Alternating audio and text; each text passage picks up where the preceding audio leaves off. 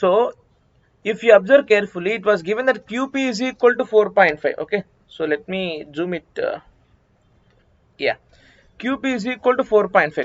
Now, if QP is 4.5, since P is external point here, if PQ is 4.5, obviously PT would be 4.5 because these two are same tangents drawn from a common external point.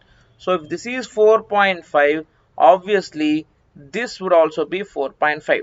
And if you observe second circle, if this is 4.5, if this is 4.5, this would also be 4.5 because PT is also external tangent and PR is also tangent from same P.